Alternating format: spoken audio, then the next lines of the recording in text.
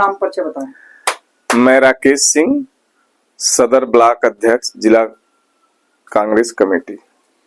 चंदौली का ऐसे सांसद का नाम बताइए जो कि सांसद ने अपने ईमानदारी की मिसाल हो, इस पर क्या कहना है? देखिए, आजादी के बाद जनपद चंदौली में जब पहली बार लोकसभा का चुनाव हुआ तो प्रथम सांसद थे त्रिभुवन नारायण सिंह। उसके बाद कांग्रेस पार्टी से थे, उसके बाद प्रभु नारायण सिंह जी थे और जनपद चंदौली के रहने वाले प्रथम सांसद स्वर्गीय बालकृष्ण सिंह जी जो अकोढ़ा गांव के मूल निवासी हैं, वो ईमानदारी की मिसाल पेश किए जाते हैं।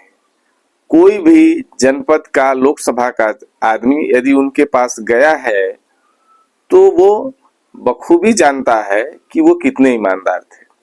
जब उन्होंने 1962 में चुनाव लड़ा, उससे पहले उन्होंने बबुरी में एक स्वतंत्रता सेनानियों की मीटिंग की और मीटिंग में ये निर्णय लिया कि हम लोग शिक्षा के अभाव को दूर करने के लिए यहाँ पर एक इंटर कॉलेज की स्थापना करेंगे और सारे स्वतंत्रता सेनानियों ने मिलकर एक इंटर कॉलेज की स्थापना कराई और उसके बाद वो 62 में कांग्रेस के सिंबल पर चुनाव लड़े और जीते।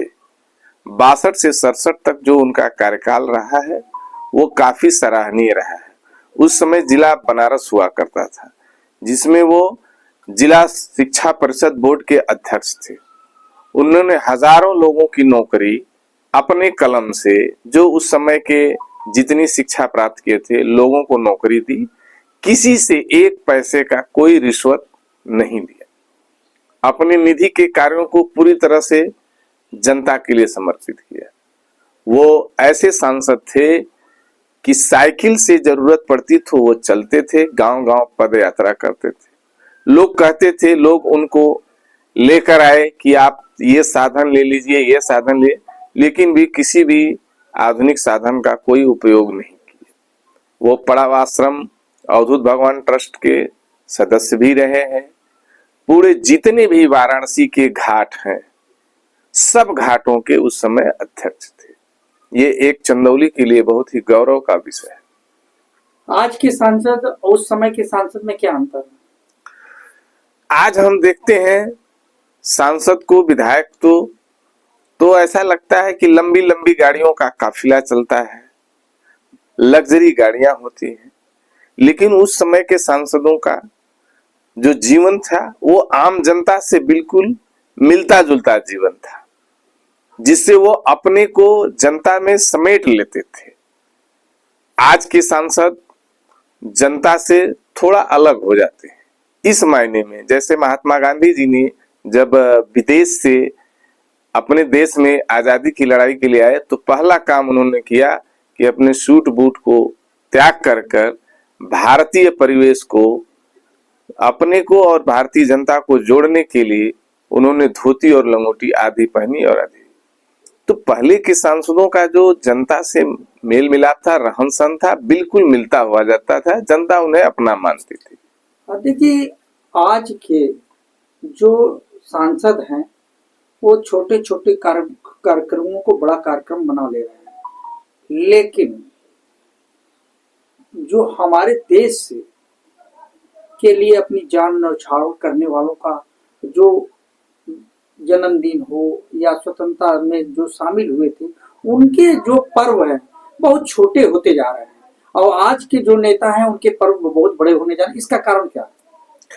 देखिए, ये समाज के लिए और सबके लिए चिंतनीय विषय है कि हमारे जो पूर्वज रहे हैं, जो हमारे हमको रास्ता दिखाए हैं, उनके जन्मदिन को, उनके पुण्यतिथि को हमें बड़े ही जो है हर्षोल्लास से मनाना चाहिए और उनके विचारों को आगे बढ़ाने का सतत कार्यक्रम चलना चाहिए।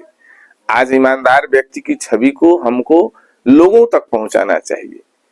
ये मार हो गई है जो किसानों की धान की फसल बर्बाद हो गई, इस पर क्या कहना है? देखिए, जनपद चंदौली जब से पंडित कमलापति त्रिपाठी जी यहाँ नहरों का जाल बिछाए, बांध बनवाए, तब से यहाँ धान की खेती पूरे पूर्वांचल में सबसे अधिक और उत्तम किस्म की होती है। लेकिन उनके जाने के बाद यहाँ के स्थानीय नेताओं ने नहरों की मरम्मत, साफ सफाई पर ध्यान नहीं दिया जो जिस स्तर पर देना चाहिए। आज स्थिति ये है कि यहाँ मत्स्य मंडी का उद्घाटन किया जाता है, जहां पर धान की जो राइस, सही है ना, आपदा से नुकसान धान की फसल हुई है, लेकिन अभी तक मुआवजा नहीं मिला, और इस पर क्या कहना है? देखिए, सरकार को जल्द से जल्द मुआवजा किसानों को देना चाहिए, जिन किसानों की फसल बर्बाद हुई है, और उनको जिनकी फसल बर्बाद हुई है उनको निःशुल्क बीज और खाद मिलनी चाहिए। ये हमारी मांग है, और हम लोग अगर वो ऐसा नहीं करते हैं तो हम लोग डीएम को पत्र भी देंगे और इसके खिलाफ धरना प्रदर्शन भी किया जाएगा। बस अभी के अध्यक्ष जी, बालकृष्ण जी एक सांसद ईमानदार हुआ करते थे, इनकी पुण्यतिथि कब है और कैसे क्या मना रहे हैं आप लोग, कहाँ मना रहे हैं, इस पर क्या कहना है?